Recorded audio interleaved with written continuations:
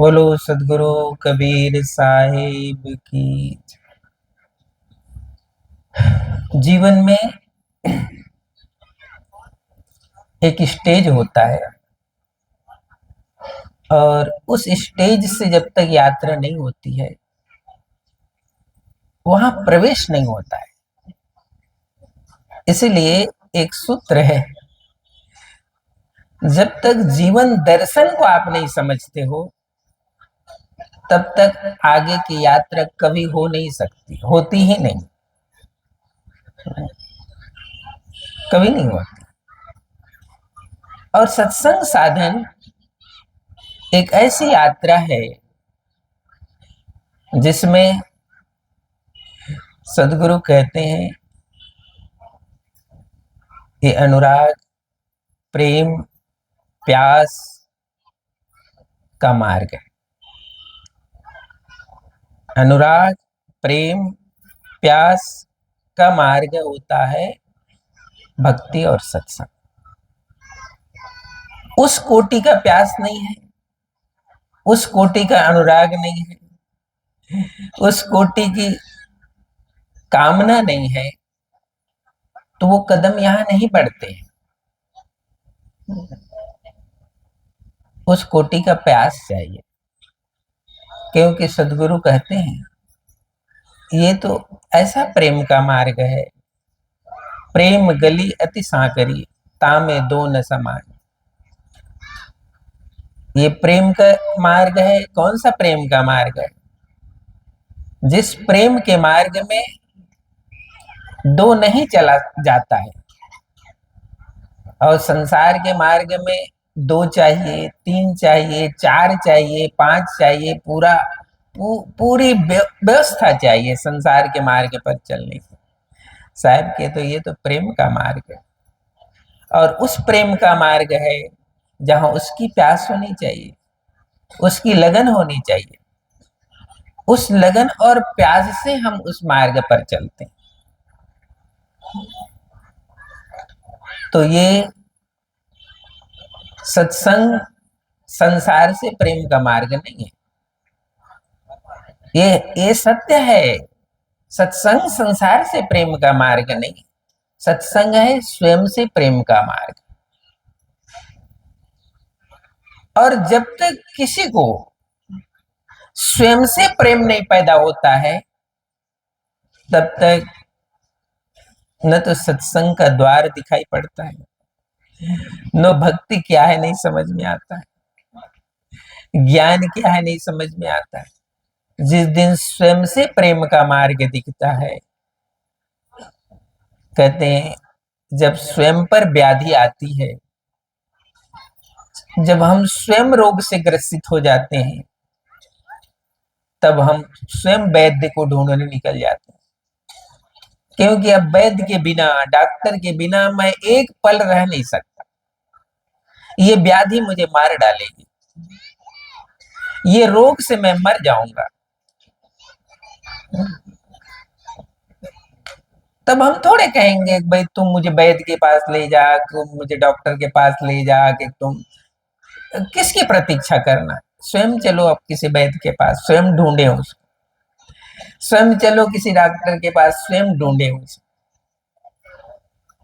ये भी तो ऐसा ही मार्ग है। सदगुरु के समीप बैठने का मार्ग भी ऐसा ही है।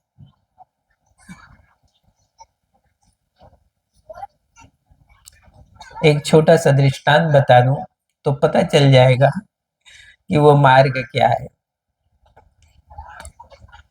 आपके जैसा एक गांव था, तो गांव में तो सब परिवार के लोग रहते हैं, माता पिता पत्नी बच्चे बाल, ये सब गांव में ये सभी तरह के व्यवस्था है, पारिवारिक व्यवस्था में रहते थे। ऐसा ही एक गांव में एक व्यक्ति रहता था, उसकी नई नई शादी हुई थी, उसकी नई नई शादी हुई थी। जब नई शादी हुई थी, उसकी जो पत्नी उसको मिली थी वो बहुत सुंदर थी, उस गांव में उससे कोई सुंदर नहीं था। वो बहुत सुंदर थी। उसका जो पति था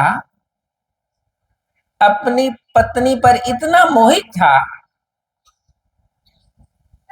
कि उसके बिना वो कहीं जाता नहीं था। उसके पत्नी के बिना वो कहीं जाता नहीं था। पत्नी घर से बाहर निकलती तो वो साथ निकलता था। तो गांव वाले कहते हैं जी, अरे हम लोग भी तो परिवार वाले हैं, हम लोग भी तो पत्नी वाले हैं, हम लोग भी तो नाते रिश्ते वाले हैं, लेकिन इसका जैसा आदमी देखा नहीं। ये पत्नी घर से बाहर निकलती साथ निकलता है, बारिश हो रही तो छत्ता लेकर निकलता है। मतलब पत्नी की छाया की तरह चलता है। तो लोग हंसते भी थे और लोग उसका मजाक भी उड़ाते थे। ये कैसा आदमी है भाई, इसको संसार का कुछ लोक लाज का भी भय नहीं है। तो उस गांव में सौभाग्य से ऐसे ही सत्संग सुनाने के लिए दूर प्रांत से, कहीं काशी हरिद्वार कहीं वृंदा, इतने दूर से कोई महापुरुष आए। जब वहां महापुरुष आए तो गांव के लोगों ने उस महापुरुष के पास उसकी शिकायत की। अब शिकायत का ऐसे ही चर्चा कर दिया लोगों ने, महाराज जी ये गांव तो ये ऐसा है ही, आप दूर देश से पधारे हैं और हम सबका सौभाग्य है कि आपका दर्शन भी मिलेगा और कथा सुनने को भी मिलेगा। लेकिन हमारे यहाँ एक व्यक्ति ऐसा है कि वो पत्नी के बिना कुछ समय नहीं रह सकता, उसी के साथ ही रहता है। घर से बाहर निकले तो कहीं भी जाए वो पत्नी के बिना रह नहीं सकता है। आप गुरुवर, आप उसको कुछ शिक्षा दो, उसको कुछ ज्ञान दे दो। गांव वालों ने क्या कहा, आप उसको कुछ ज्ञान दो। तो वो जो महापुरुष आए थे, जब कई पुरुषों की शिकायत, कई पुरुषों ने गांव के उनकी शिकायत की या चर्चा की, तो उन्होंने कहा, उस संत ने कहा कि भाई वो तो बड़ा कीमती आदमी है, वो तो मेरे दृष्टि से मूल्यवान आदमी है, उस उसको मेरे पास लेकर आओ, उसको मेरे पास लेकर आओ। देखो रहस्य क्या है, इसको ध्यान से समझना। सभी शादीशुदा वाले लोग हैं, सभी घर गृहस्थी वाले लोग हैं, सभी के पत्नी हैं, लेकिन उन लोगों ने शिकायत क्यों की उसकी? क्यों की जानते हो? क्योंकि वो जो है अन्य लोगों के व्यवहार से उसका व्यवहार अलग था। शिकायत तो इतनी है थी ना, नहीं तो शादीशुदा तो सब थे। क्या कोई उनसे शिकायत करने गए वो कोई शादीशुदा नहीं थे, ऐसी बात तो थी नहीं। सब शादीशुदा वाले थे, सब परिवार वाले थे। फिर उन लोगों ने जाकर उनसे कहा कि आप उनको सुधार दो, उनको दीक्षा दो, उनको उपदेश दो कि वो तो पत्नी के मोह में मरा जा रहा है, एक मिनट उसके बिना नहीं रह सकता। तो वो संत जी आए थे, अरे भाई तब तो वो बहुत कीमती आदमी, बहुत मूल्यवान आदमी है और उससे तो मुझे जरूर मिलना है। तुम लोगों ने अच्छा किया कि उसके बारे में बता दिया। तो कहते हैं कि उनको उस संत जी ने बुलवाया। तो बुलवाया जब उनको, तो अकेले आया नहीं, पत्नी के साथ ही आया। वो पत्नी के साथ ही आया। आया तो उन्होंने, महात्मा जी ने पूछा, भाई उनका नाम जो व्यवहारिक कुछ पूछा होगा उन्होंने, और पूछने के बाद महात्मा जी ने कहा, भाई मैंने सुना है ये सब गांव के लोग तुम्हारे बारे में ही चर्चा कर रहे हैं। पूरे गांव में यदि किसी के बारे में चर्चा होती है तो दो लोगों की चर्चा होती है, ये ध्यान रखो। पूरे यदि तुम्हारे लिमतरा गांव में किसी की, हर आदमी चर्चा यदि करता है तो उसमें दो लोगों की चर्चा होती है। एक तो बहुत साधु पुरुष होता है, बहुत सज्जन पुरुष होता है, उसकी चर्चा होगी। या तो एकदम गड़बड़ होगा, जो गांव में जो सबसे गड़बड़ होगा उसकी चर्चा होगी। बीच वाले की कभी चर्चा होती? ये भाई सही बात है कि नहीं? ये बिल्कुल सही बात है। बीच वाले का कोई चर्चा नहीं करता है। गांव में जो या तो सबसे श्रेष्ठ साधु पुरुष है, सज्जन है, या उसकी चर्चा होगी, या गांव में सबसे जो गड़बड़ है उसी की चर्चा होती है। बीच में किसी की चर्चा होती नहीं।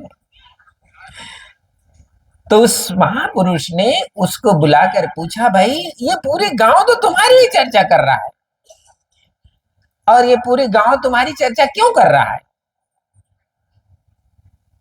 तो मैंने कहा कि भाई वो तो बुलाओ, वो तो बहुत कीमती आदमी है। देखो वो संत ने जो कीमती आदमी क्यों कहा? सब लोग तो कह रहे हैं ये तो पत्नी का गुलाम है, छाया की तरह रहता है, इसको कोई अकल नहीं है। गांव वाले तो कह रहे हैं इसको कोई अकल नहीं है, ये दीवाना हो चुका है, ये बेहोशी की तरह काम करता है। लेकिन संत कह रहे हैं सारा गांव तुम्हारी चर्चा कर रहा है, तो मैं समझता हूं तुम कीमती आदमी हो, तुम जो है कीमती आदमी। तब संत ने उसे पूछा, भाई गांव के लोग ये कह रहे हैं तुम्हारे बारे में, एक सेकंड तुम पत्नी के बिना नहीं रहता, घर से बाहर घर के अंदर, क्या बात है, क्यों ऐसा है? तो उन्होंने कहा कि मेरी नजरों में मेरी पत्नी बहुत सुंदर है, इससे सुंदर जगत में मुझे कुछ दिखता नहीं है। ऐसा ही कहा उसने। महाराज जी इससे सुंदर इस जगत में मुझे कोई दिखता नहीं है। अंदर में संत ने सोचा कि ये बहुत कीमती आदमी है। ये इसलिए कीमती आदमी है, कम से कम इन्होंने अपने मन को, अपनी इच्छाओं को एक जगह तो केंद्रित किया है, अपनी पत्नी में तो केंद्रित किया है, एक जगह ही तो केंद्रित किया है कि नहीं किया है? जो लोग शिकायत करने मेरे पास आए हैं, उनकी पत्नी होते भी एक जगह उसका दिमाग ठिकाने में नहीं है। कम से कम इसका दिमाग ठिकाने में तो है, एक जगह तो केंद्रित है। भले पत्नी को देखता है, 24 घंटा देखे, आधा घंटा देखे, घर के बाहर देखे, घर के अंदर देखे। उस संत ने सोचा कि ये आदमी कीमती है, उसको बुलाया उसने। मैं मानता हूं कि तुम्हारे लिए ये बहुत सुंदर है, इससे सुंदर तुम्हें जगत में कुछ दिखता नहीं है, लेकिन यदि इससे सुंदर तुम्हें कुछ दिखा दें, इससे सुंदर तुम्हें कुछ लगे, तो ऐसा महात्मा ने पूछा। तो उसने कहा, उस प्रेमी ने कहा कि इससे सुंदर तो अभी तक मुझे कुछ दिखा नहीं है। आप कहते जरूर हैं कि इससे सुंदर कोई हो तो, लेकिन मेरी नजरों ने इससे सुंदर कुछ देखा नहीं। इससे सुंदर कोई देख ले तो हो सकता है, संभव है। तो कहते हैं उस महात्मा ने अपने इष्ट, जो उसको मान, जो महात्मा जिस इष्ट को मानता था, कुछ दिन उसको रहते रहते रहते रहते उसके रूप का उसने दर्शन करा दिया उसको। उसी दिन से उसकी पत्नी और माया एक सेकंड में छूट गई, और जितने उसको शिकायत करने आए थे उसी झंझट में फंसे रह गए। ये 300 साल की कहानी है। 300 साल की कहानी में जिस व्यक्ति को संसार गलत कह रहा था, उसने तो मार्ग को ऊंचाई की ओर ले गया, और जो जिसको गलत कह रहे थे वो वहीं के वहीं धूल में पड़े रह गए, वहीं पड़े रह गए। ये मार्ग ये मार्ग किसका है? ये मार्ग केवल व्यवस्था का नहीं, ये मार्ग उस प्यास का है जिस प्यास को तुम्हारे अंदर प्यास का अवतरण होना चाहिए, प्यास की जागृति होनी चाहिए।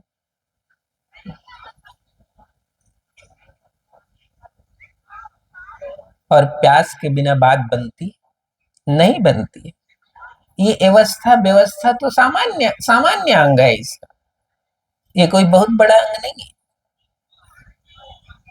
प्यास बहुत बड़ा है। जिस दिन तुम्हारे भी जीवन की यात्रा में उसका मूल्य समझ में आता है, तुम चुंबक की तरह खींचे चले आओगे। और मूल्य जब समझ में नहीं आता है तो ढोल भी हम तुम्हारे सामने बजाते रहेंगे, उसकी कोई कीमत नहीं होती है, नहीं होती है उसकी कीमत।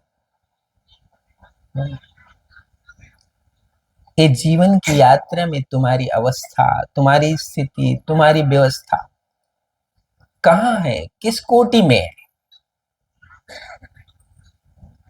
उस कोटि की चर्चा होती है। इसीलिए साहब ने कहा, हीरा वहां न खोलिए,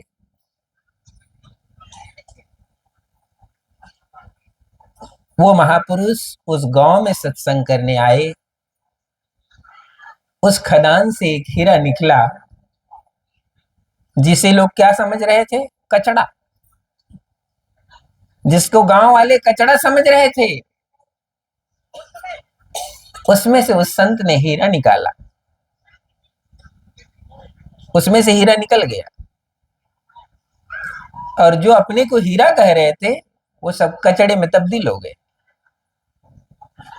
वो कचड़े ही रह गए।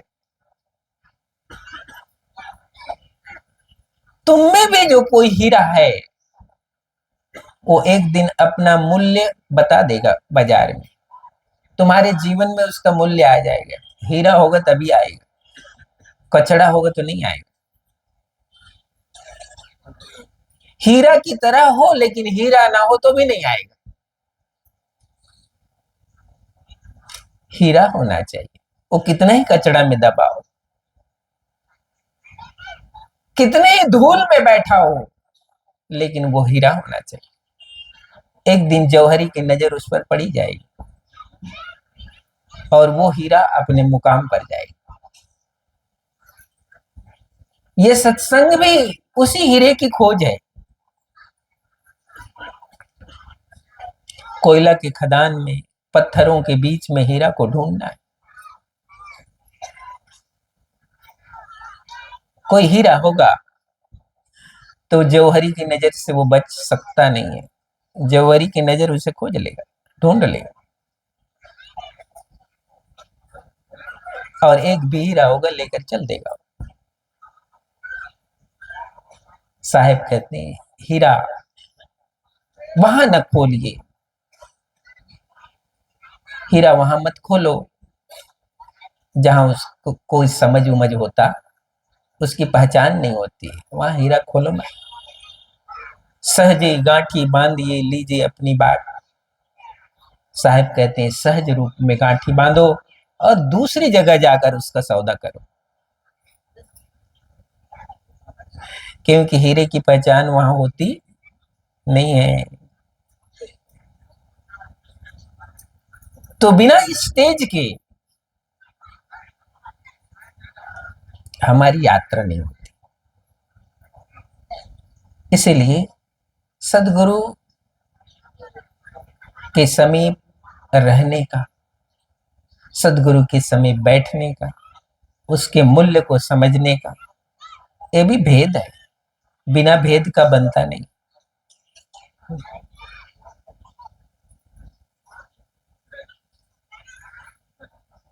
क्योंकि यदि वो समझ में आ गया तो जो छूटना होगा, उसको समझ में जब आया तो बीबी कितनी ही सुंदर लग रही थी, वो छूट गई, छूट गई ना, क्योंकि वो समझ में आ गया। तो जब तक समझ में नहीं आता है कोई चीज पास नहीं आता है, और जब तक समझ में नहीं आता है किसी चीज से हम दूर नहीं होते। ये जीवन इसी रहस्य की यात्रा में है। आपका सबका जीवन इसी रहस्य की यात्रा में चल रहा है।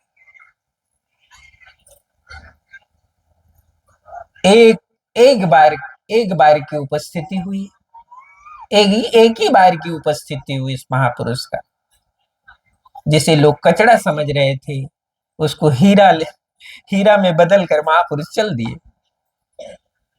जिसको कचड़ा समझ रहे थे ना, उसने हीरा पाया, हीरा हीरा को लेकर चल दिया। उसी का वर्णन है, उसी का नाम है उस 300 साल के ग्रंथों में। और जितने उस गांव में थे, वो किसी का नाम नहीं। ये लिमतरा की पावन धरा, लिमतरा की यात्रा है, जहां पर भी नाम है, काम भी है, और इस यात्रा है।